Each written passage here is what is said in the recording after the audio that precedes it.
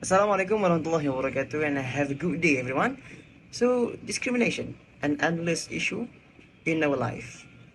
So, this topic we will gonna present and share to you guys under the SDG 10, which is reduce inequalities. So, this is our content, and before that, let me introduce our team members, which is me, Ajwan, and we have Ikram, also Hakim, and Izati. So, discrimination, in a simple meaning, is treating some people differently from others. And basically, there are so many types of discrimination, but we will just emphasize these three, which are racism, ableism, and sexism. And let us moving on to our learning outcome. The first one is to identify the concept of racism and how cultural norms influence the people with disabilities, and also to understand the potential consequences of extreme sexism. And the last one is to analyze the impact of gender discrimination on individuals, communities, and society. Next, mapping cost learning outcome across topic. So the first one is to identify the different forms of racism in society. And then we have topic disability. We choose that for level 2, which is to describe the discrimination based on that. And the last one, we choose sexism for level 3 in Bloom's taxonomy, which is to discover the impact of discrimination based on that and all related to sex or sexism. Next, moving on to table of specification, which is MCQ item types.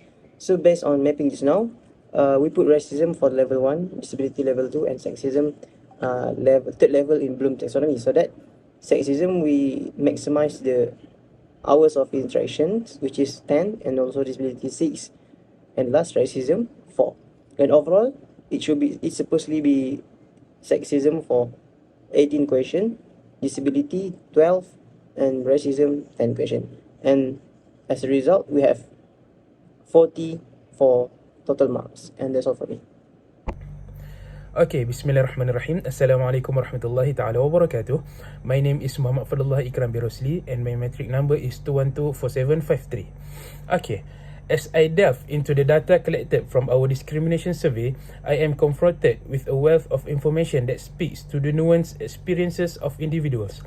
The diversity of responses underscores the complex nature of discrimination, encompassing a range of factors such as race, gender, age, and socio-economic status.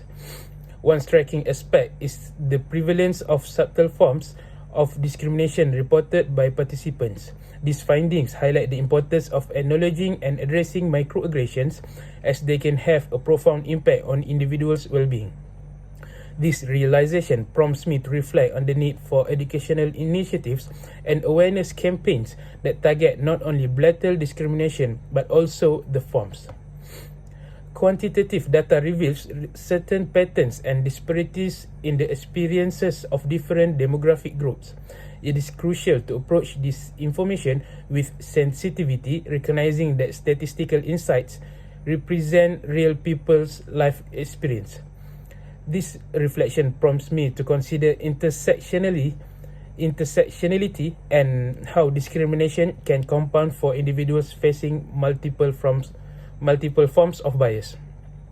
Qualitative responses offer a deeper understanding of the emotional toll of discrimination. Reading through personal narratives bring to light the resilience of those who have faced discrimination and serves as a powerful reminder of the urgency in creating environment that promote inclusivity and understanding. One aspect that requires further exploration is the identification of systemic issues contributing to discrimination. While individual experiences are vital, understanding the broader context is crucial for implementing effective interventions. This reflection prompts me to consider additional research or collaboration with experts in sociology and policy to gain a more comprehensive view. As I conclude this data analysis reflection, I am left with a sense of responsibility. The insights gained from this survey provide a foundation for actionable steps toward fostering a more inclusive society. Moving forward, I am motivated to leverage these findings to advocate for policy changes, educational programs, and community initiatives that address discrimination at its roots. The journey doesn't end with data analysis. It is a catalyst for meaningful change. That's all from me. Thank you. Next, as we progress through this ebook group project, we design questions from what Dr. Wirwani taught us in class.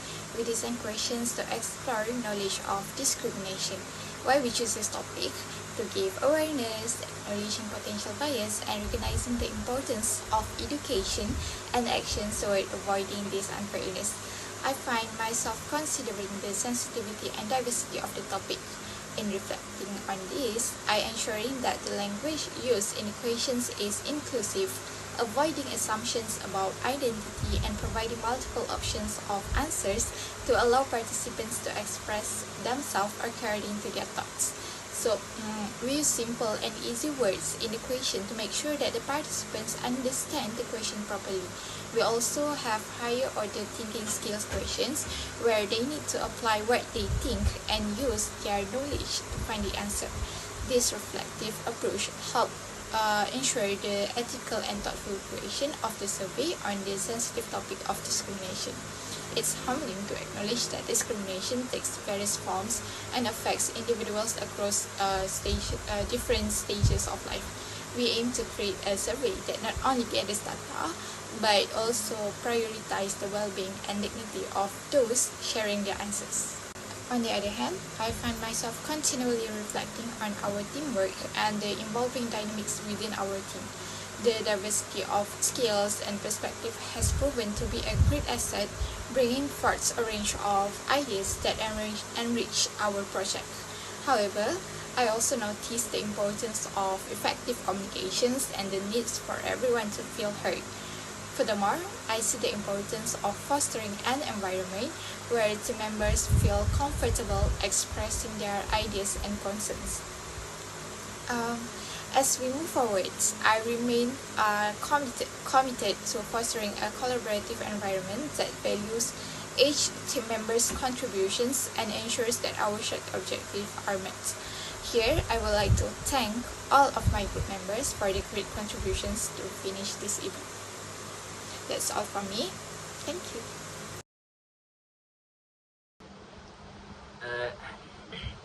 Bismillahirrahmanirrahim. Hello and Assalamualaikum warahmatullahi wabarakatuh. My name is Muhammad Ahmad Hakim bin Muhammad Rosidi and my metric number is 2126161. I have learned a few things from this assignment. The first one is about course learning outcome. Course learning outcome is specific knowledge, skills, and attitudes that students will gain at the completion of a course.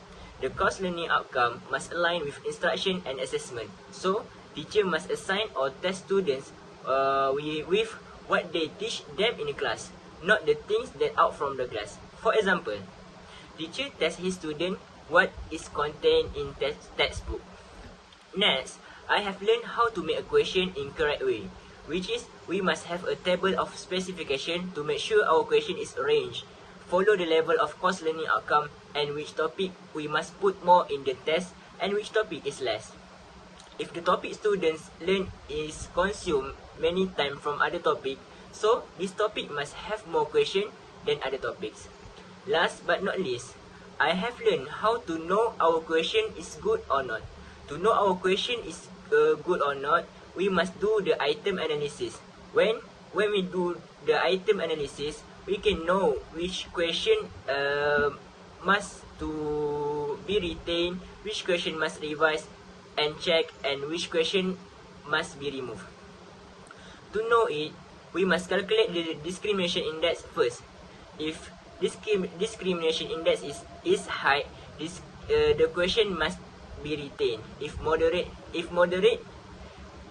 question is checked and revised.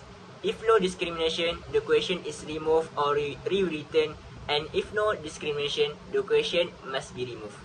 I think that's all from me. Thank you and Assalamualaikum.